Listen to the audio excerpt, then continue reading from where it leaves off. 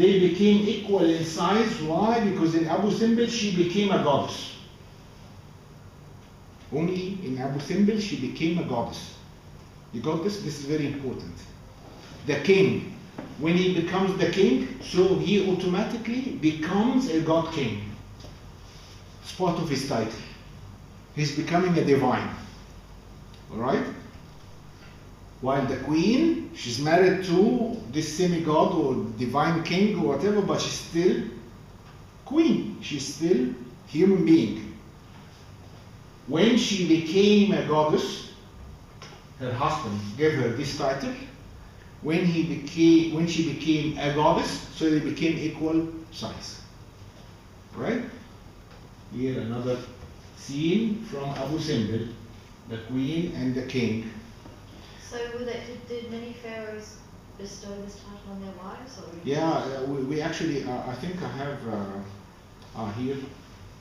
By the way, I'll get to answer your question, but here we have a beautiful, unique scene from again Abu Simbel, the temple of Nefertari in Abu Simbel. The one in the middle here, Nefertari, Isis and Hathor, the two famous gods from ancient Egypt. Isis was the mother of Horus, Hathor was the wife of Horus, and both of them were two different forms of the same goddess.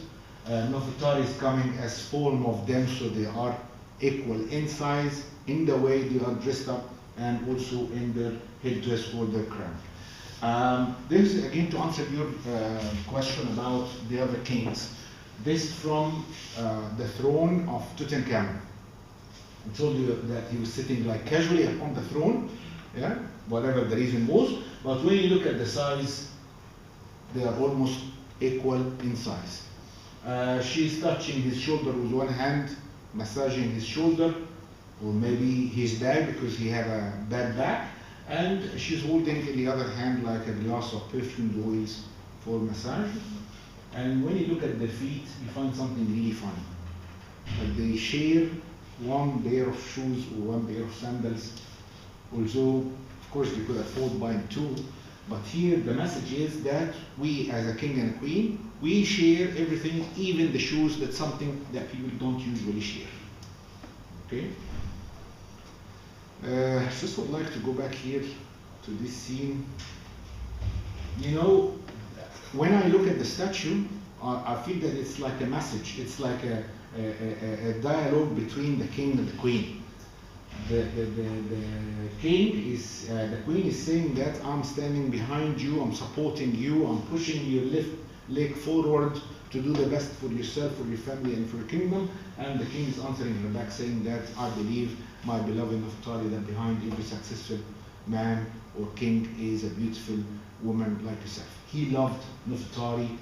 The love story between Ramses II and Nefertari is something that you rarely find today, even in the form of love stories today.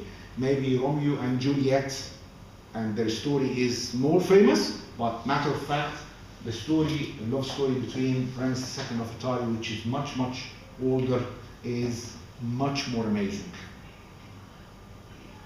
I think this was one of my articles in the magazine. Okay.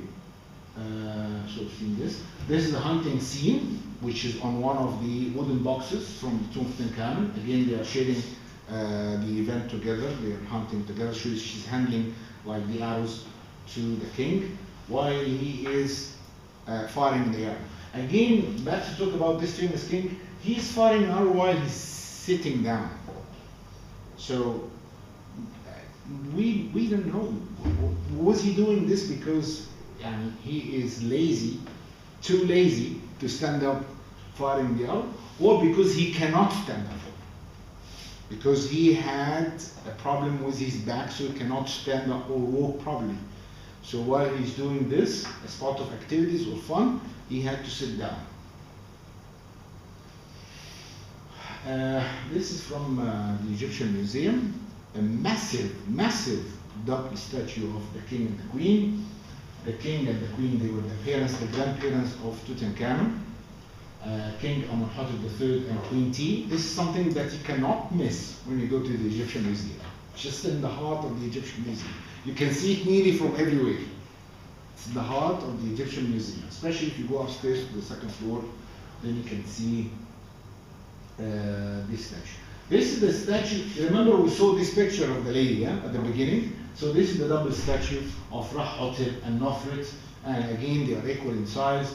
The difference maybe is in the color of the skin. Rahotep looks darker than his wife, and I admire Rahotep here because he looks very much like a modern Egyptian.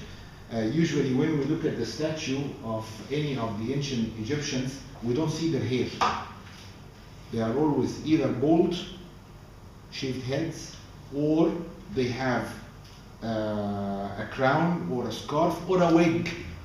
Maybe very rarely we find a statue with his natural hair. And the haircut is very much similar to the haircut of today. Not just in Egypt, everywhere. Yeah. Also, we rarely find a statue with a mustache. Think about it. You rarely find a statue of ancient Egypt with a mustache. You always have, they shave their head and their beard, and even the false beard is a false beard. They don't grow the beard. This is one of the things that you can tell if this figure here is an Egyptian figure or Asiatics or African, because they show them with their natural beards, while the ancient Egyptians, they were always shaved or they have a false beard. So this guy doesn't have a beard and has a mustache. So when you look at him, yeah, if you look at this face, could make it like one of the Egyptians today. The hairstyle and the haircut and the mustache and so on. While his beautiful wife is wearing the normal wig, and she's wearing the long transparent gown showing part of her body from underneath, and you can still see part of her natural hair on her forehead. I think we've seen this. Queen Hatshepsut, of course, this is one of the most famous queens of ancient Egypt. She ruled for 22 years as a king. She depicts herself also very masculine. The statues of Hatshepsut in the Egyptian Museum in the form of a sphinx, or the seated one with the offering in her hands. She looks very masculine. Maybe when you look at the body, she's masculine. She has a masculine body. But to me, actually, and if you see the statue better in the museum, you will feel that she has like kind of female features. So it's a combination of female features and the masculine body. She's sending the message that I'm strong enough to be the queen or the ruler of Egypt. This is the famous temple of Queen Hatshepsut. It's called the Temple of Bir al-Bahari, the Temple of Bir al-Bahari, which is in Luxor. It's actually one of the sites should be counted as one of the wonders of the world, like Abu Simbel. This is Akhenaten and Nefertiti, a very famous couple. He said, again, to answer your question, was only Ramesses II, no, was not Ramesses II, but I just brought these scenes of Ramesses II of Atari because it's quite obvious when you go and visit Karnak or Luxor or Mycenaeum, the main monumental sites in Luxor. One of the things comes to your mind automatically that there is a difference between male and female. So I brought the example of the other temple of Ramesses II because we're talking about the same couple. If I get something from Ramesses II and something from Akhenaten, you say, oh, this is a different couple, different period of history, so we don't buy this.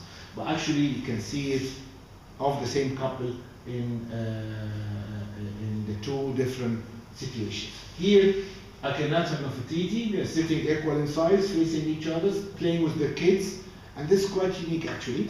We don't usually see the family side or the private side of the royal family.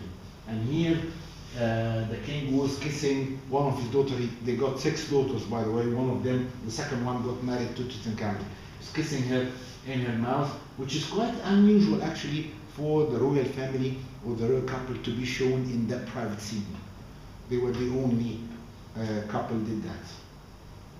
Moving now after the Pharaonic Egypt, moving to Greco-Roman Egypt. Look at again that the Greeks, when they came into Egypt, they became very influenced by the ancient Egyptians. They learned a lot from them, and then the Greeks took it from there and they learned the rest of Europe, the civilization. So the Greeks actually were like the main link between the Egyptian civilization and the European civilization, which was spread by them and then later by the Romans.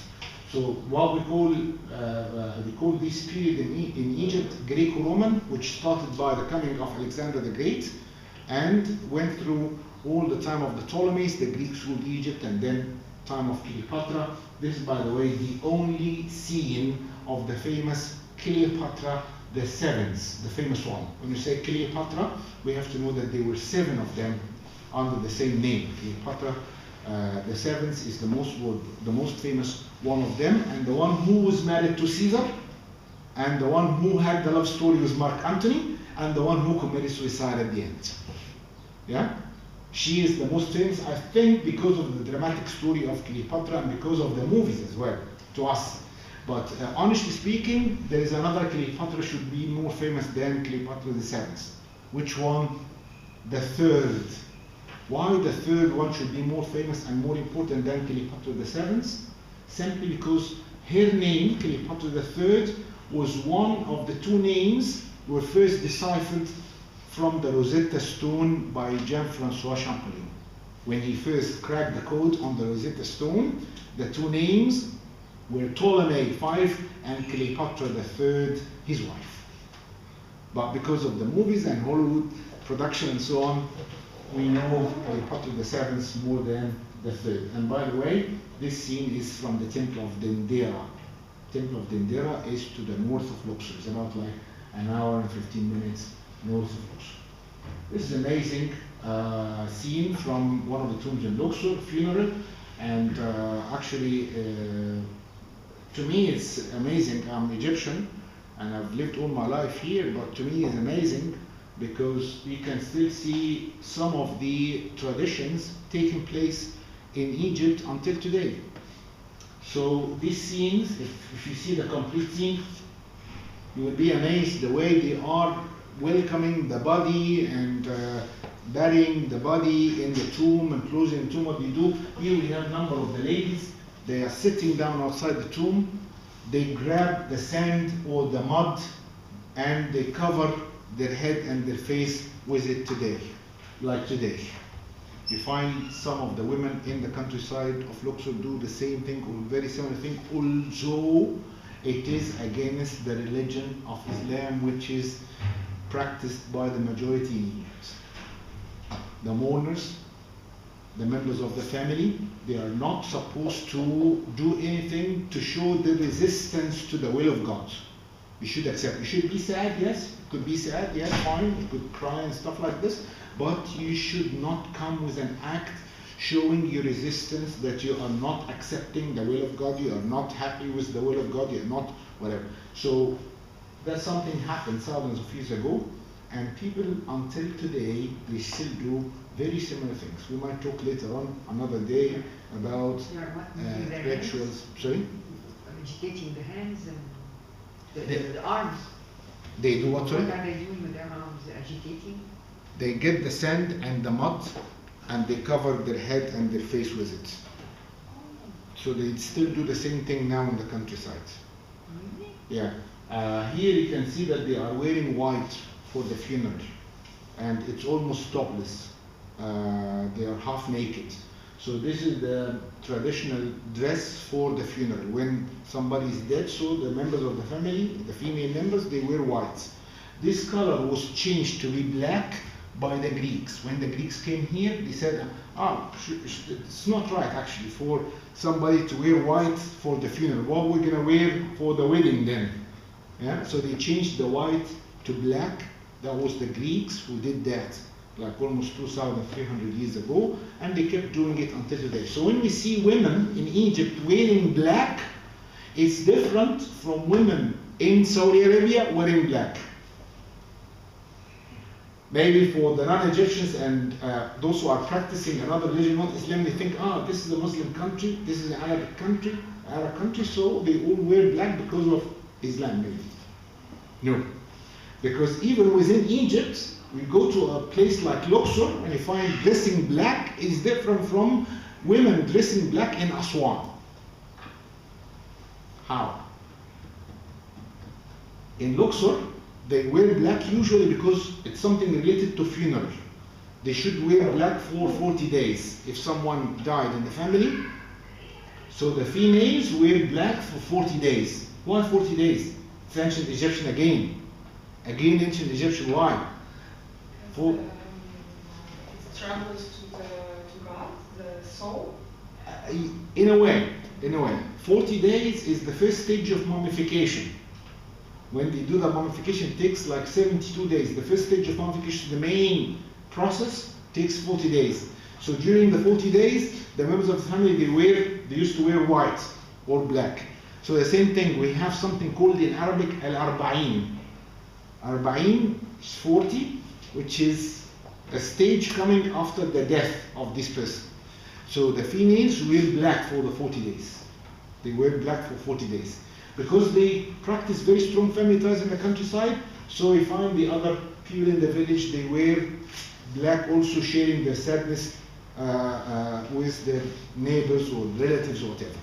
And from there, it became like the traditional dress. But if you move down to Aswan, you find that the color of the dress is reflecting the marital status. The Nubians, we're talking about Nubians, not talking about Upper Egyptians. The Nubians, they use the color of dress to reflect the marital status, like the wedding ring. Yeah? If the lady is wearing fully black, so it means that she's married. If she's wearing a black transparent dress and fully colored underneath, she is engaged. If she's wearing a fully colored dress, it means that she's single. You're most welcome. She's not booked. She's not married. She's not engaged. It's like the wedding ring. Why would you find like Greeks inventing this, the wedding ring issue, that if you wear it in one hand, you are engaged, and when you get married, you move it to the other hand. In Egypt, they do this. When you're engaged, you wear it in the right hand, and when you get married, you move it to the left hand. Okay? So the same thing or similar thing happened in Egypt. Alright? So this is from the Roman times. Of course, the ladies were also treated exactly the same thing. This is what we call Fayoum portraits, because there was a decline in art, so they couldn't actually provide everyone dying with a beautiful coffin or a beautiful sarcophagus with the beautiful carving of the face to help in recognizing this person for the afterlife. So they made these portraits and they used to stick them on top of the coffin, on top of the mummy itself, to help the soul of this person to recognize them for the afterlife. Okay, so we come now to the end of our lecture, and I hope that I covered some of the points about women in ancient Egypt. And of course, if you have any question, I will be glad to answer your question, or try to answer your questions. And I hope that if you have anything to talk about, also you can contact me on my email or on my website. And please come to attend my lectures in here. We have a lecture in like 2 weeks.